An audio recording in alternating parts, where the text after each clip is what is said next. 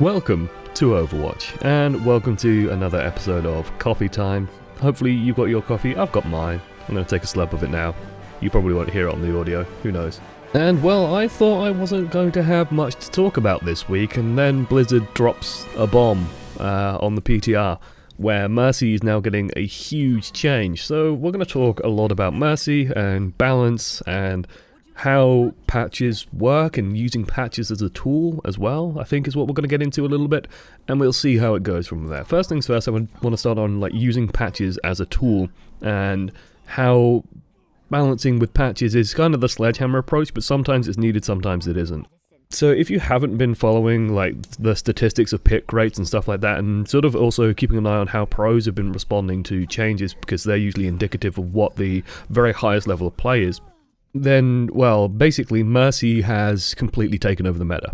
She is undisputedly the most powerful hero in Overwatch at the moment. There is no grounds for debate there, in my mind.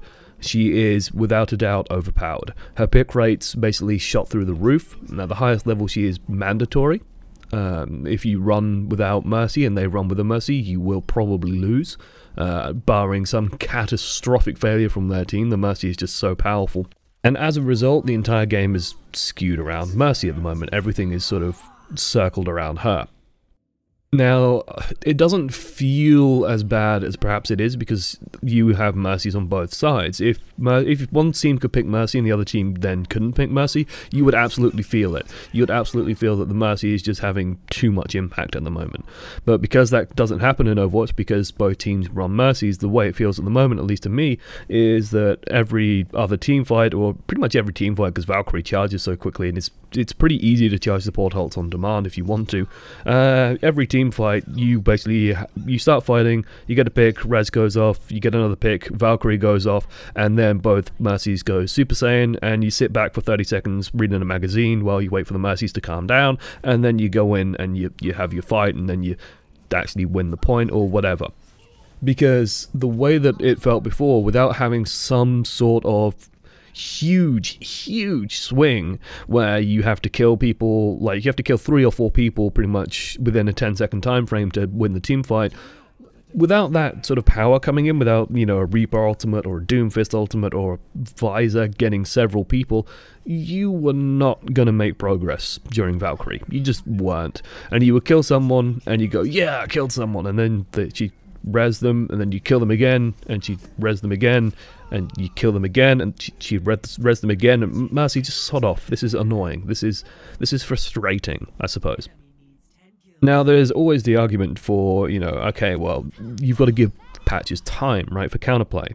And I'm a big believer of that usually. When something feels slightly overpowered, I would rather just give it time and see what people come up with.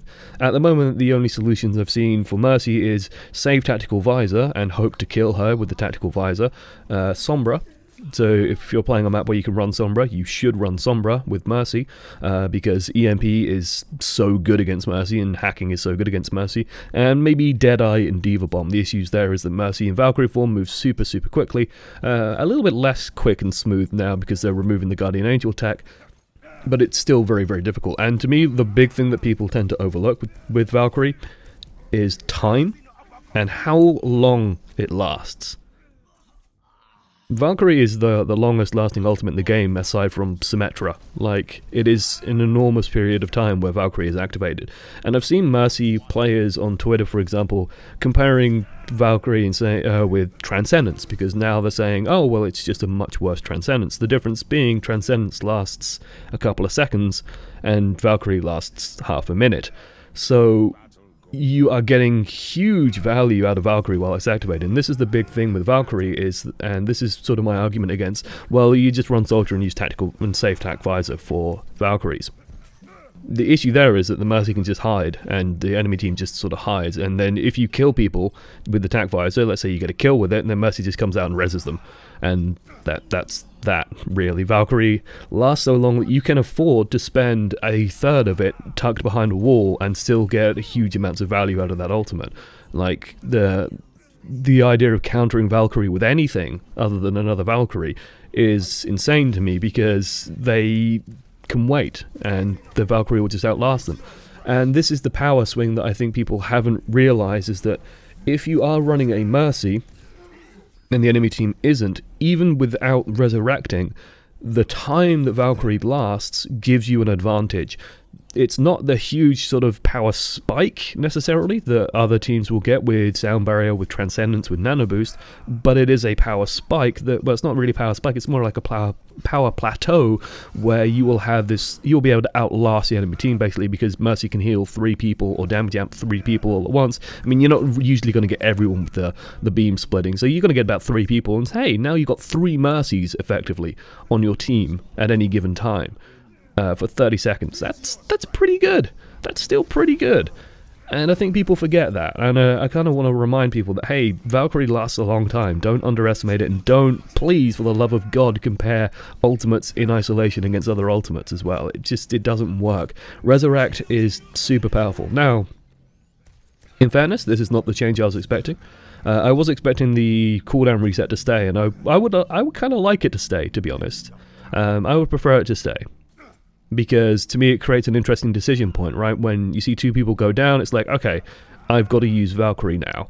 Like, you almost feel obligated to, and it's a good way of like forcing the Valkyrie out. Now it's kind of trickier, I guess, to gauge. It's more like Valkyrie sort of becomes very similar to the other support ultimates, where you got to use it before just before the second person dies, basically, for ideal play. To me, the strangest part is this. I think if these changes go live, I don't think Mercy will necessarily be hugely underpowered. And that, to me, is kind of scary. I think a lot of Mercy mains are going to be very upset. A lot of Mercy players who probably didn't get a huge SR inflation. Although I think the Mercy mains probably did get a lot of SR with the Mercy changes. But the people who are like me, who are just picking her up because, well, you kind of have to now. If you don't, then you can't be playing that. You can't be playing support anymore, basically. You have to know how to play Mercy, and probably either Zenyatta or Lucio. And people like me probably didn't get a huge amount of SR. We probably lost SR as a result of this current patch. Now, these Mercy mains, they're going to feel this change enormously. They're going to feel the patch change really come in heavily and sort of feel that diminished power, and it's not going to feel good. But honestly, something needed to happen, and I don't think this was a case where you would be okay just sitting back and letting this patch ride out. The pro reaction at the moment was, we don't even really want to scrim on this patch because there's no point, because we knew that Mercy was going to get nerfed. There's no way that the Mercy changes go any longer than a month, basically, was their mentality, and there was no point in scrimming on this patch. So they're finding other places to scrim. They're going to be scrimming on PTR and stuff rather than scrimming on live, because yeah, why learn how to play in this Mercy super res meta when you can learn to play on a meta that's going to be more relevant? It's just not worth the time investment for them. I'm sure teams were scrimming on live just because it's easier, but honestly, I think the overall mentality and the overall reaction I've seen from the pro community is kind of, well, this is kind of a dead period in Overwatch, because there's no point in practicing what this Mercy's doing to the game, because there's no way it stays. It's terrible. The other thing I wanted to comment on was the reaction I've seen quite a lot from support mains, which is that, oh, supports getting nerfed and DPS are getting buffed. Have you seen the video of Genji getting extra swings as he draws his Dragon Blade, which is confirmed a bug now? I have seen a little bit before starting this video. Oh, well, Blizzard do nothing but nerf supports and hate support players. Oh, they hate support players and they love DPS players. Oh god, they love DPS players, and so they're doing nothing but bouncing around the DPS players, and if the DPS players feel bad, well, they're nerfing the supports and we're being marginalized and Blizzard hate us. No. What?